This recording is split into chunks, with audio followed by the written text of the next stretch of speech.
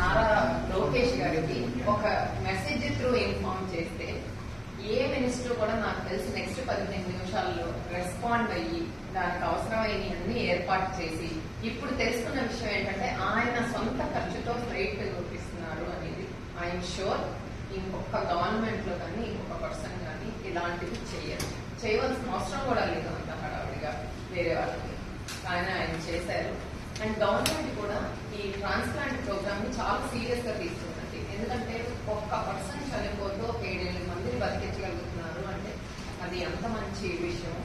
So వాళ్ళు Jio number 95 కూడా pass చేశారు.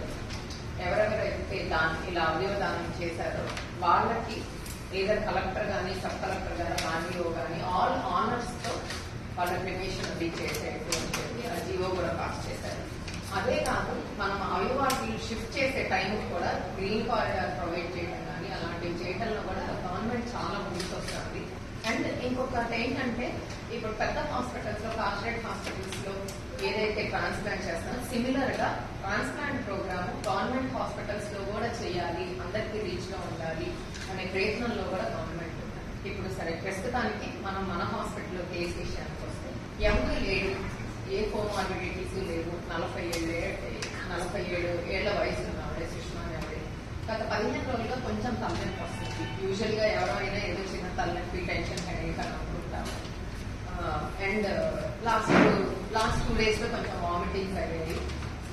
సో మన హాస్పిటల్కి వచ్చేసరికి ఆల్రెడీ తలలో బ్లీడింగ్ అయిపోయి వచ్చారు. ఇమీడియట్ గా రాగానే మనం సర్జరీకి తీసుకున్నాము.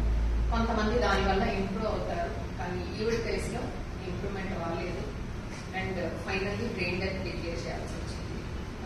సో ఆ అటెండెన్స్ ఎంత వాళ్ళు ముందుకు వచ్చేసి మేము మా మదర్ది స్పెషల్లీ 2 చిన్నపిల్లలు అండ్ వాళ్ళ హస్బెండ్ కలిసి డిసైడ్ చేసుకొని మా మదర్ది ఇంకొకరికి ఉపయోగపడితే మేము వచ్చి డొనేట్ చేయడానికి రెడీగా ఉన్నాము అని వాళ్ళు ముందుకు వచ్చారు.